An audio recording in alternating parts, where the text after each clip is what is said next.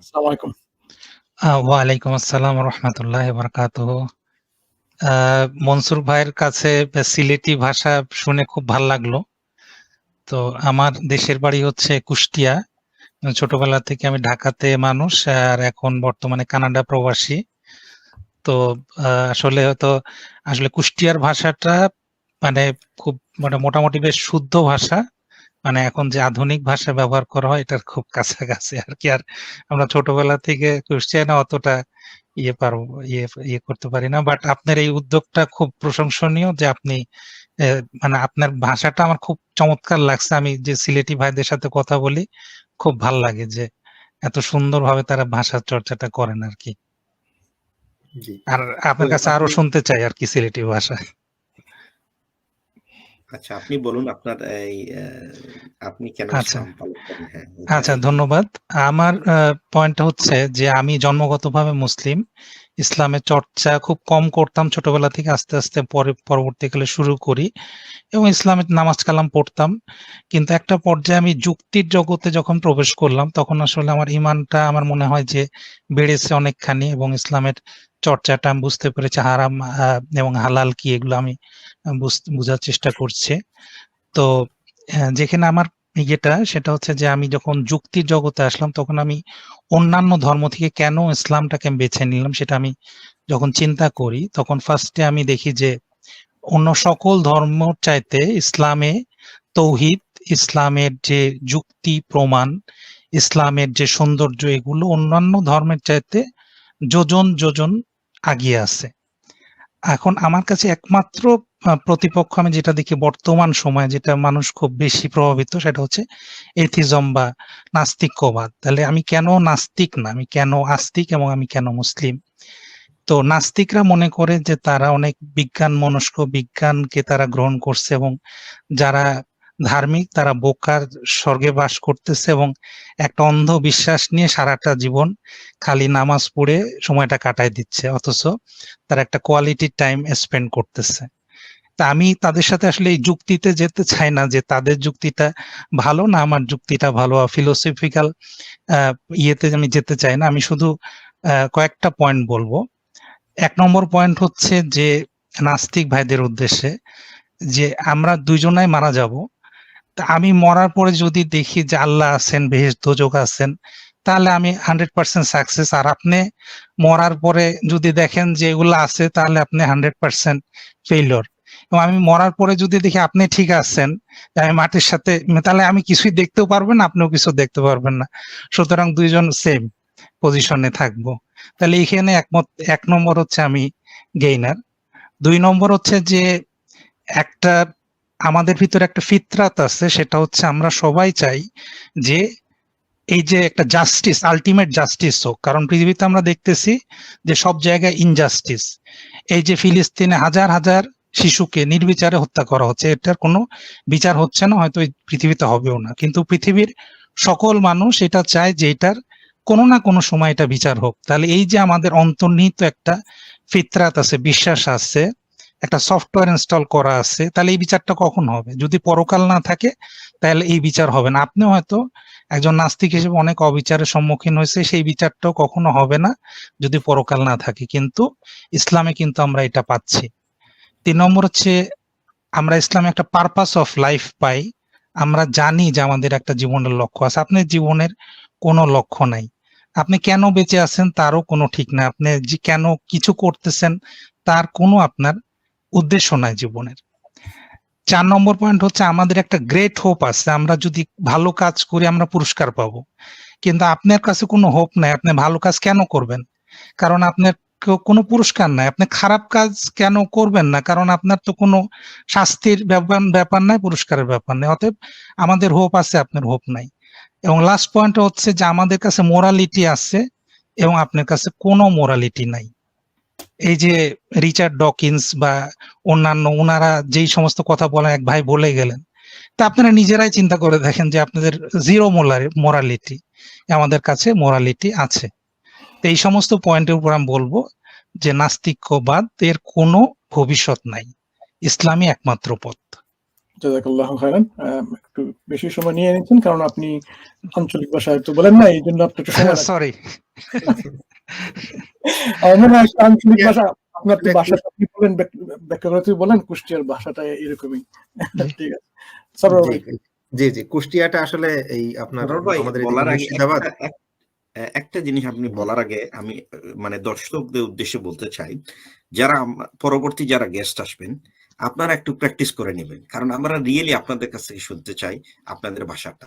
So আপনারা 1 minute, আপনারা যারা জয়েন করতেছেন প্লিজ আপনারা একটু মনস্তাত্ত্বিক ভাবে, এটলিস্ট আপনারা যদিও না পারেন, কাস্টম না হন, এটলিস্ট 2টা স্টেটমেন্ট, মিনিমাম 2টা স্টেটমেন্ট আপনাদের অঞ্চলের ভাষা বলবে যে কেন আপনি ইসলাম পালন করেন। সরোয়ার ভাই, আপনি জাস্ট। জি।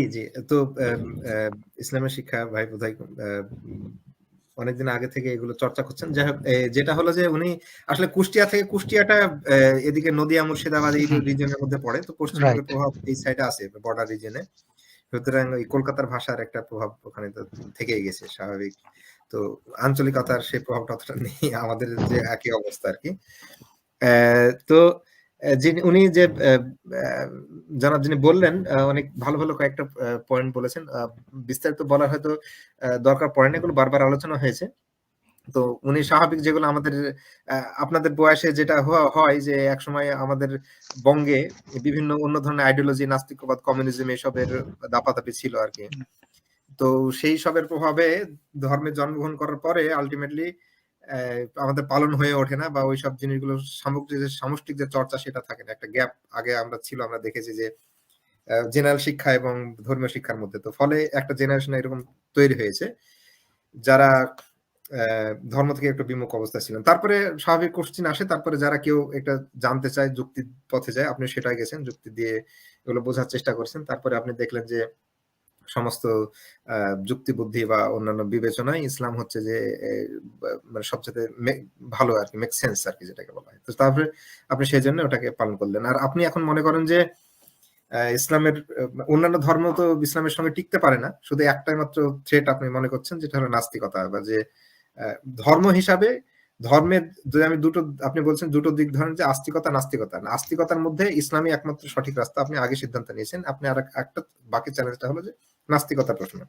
নাস্তিকতার এড়াতে আপনি সহজে একটা পদ্ধতি নিয়েছেন, পাস্কাল ওয়েজের যেটা বলা হয় যে যদি দুজনেই মারা গেল, তো দেখা গেল যে একজন শাস্তির মধ্যে পড়ছে, যদি ফাইনাল থেকে গেল তাহলে একজন শাস্তির মধ্যে পড়ে যাবে, আর একজন পুরস্কার হবে, আর একজন পুরস্কৃত হবে, আর একজন যদি দ্বিতীয় সিনারিতে হয় তাহলে সে দুজনেই মাটিতে মিশে গেল, তো কারোর লস হইলো না আর কি। কিন্তু এইটার আর্গুমেন্টের বিরুদ্ধে অনেকে আর্গুমেন্ট দেয়, কিন্তু সেই আর্গুমেন্ট গুলো আলটিমেটলি সাউন্ড না এবং টেকে না।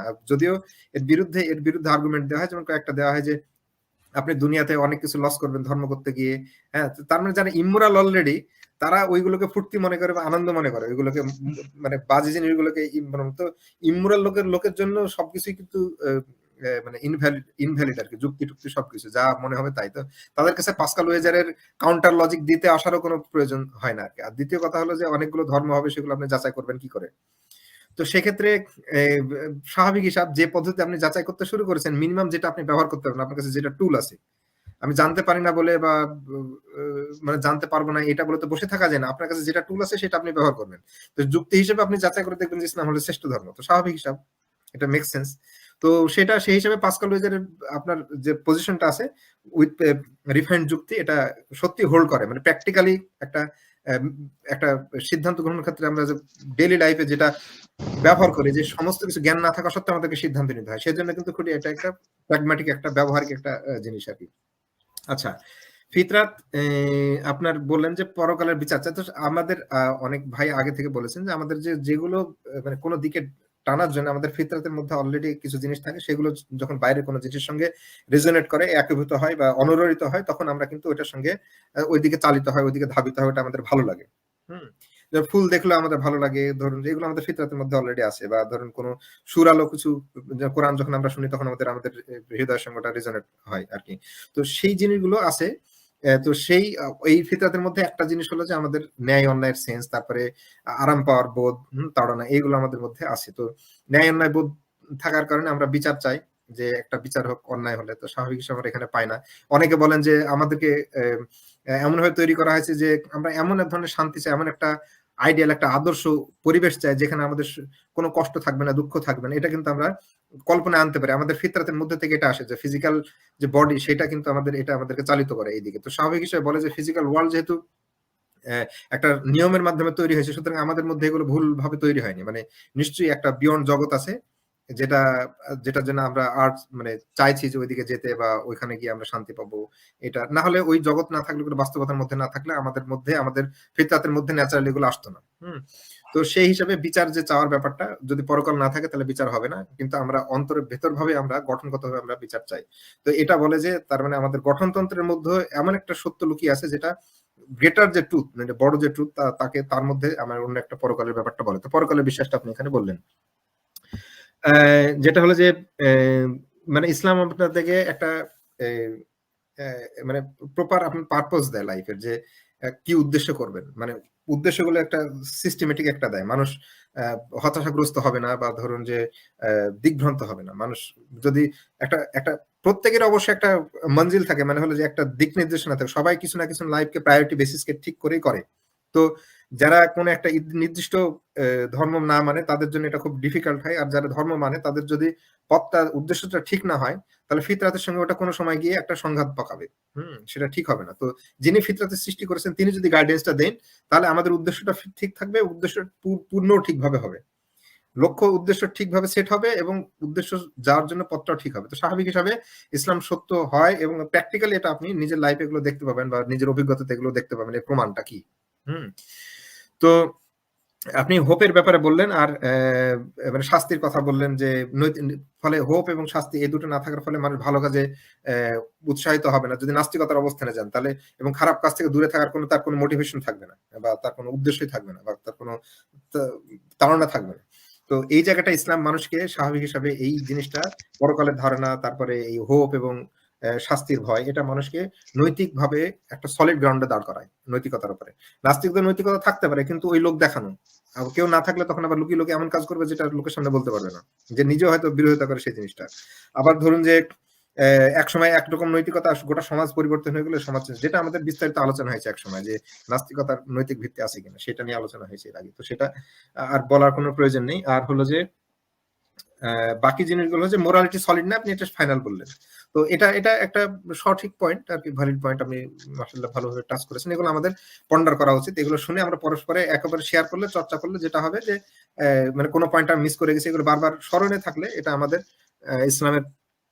ইসলাম অনুসরণের জন্য এবং সঠিক রাস্তায় থাকার জন্য আমাদের সহায়ক হবে ইনশাআল্লাহ। তো জাযাকাল্লাহ খায়ের। ধন্যবাদ।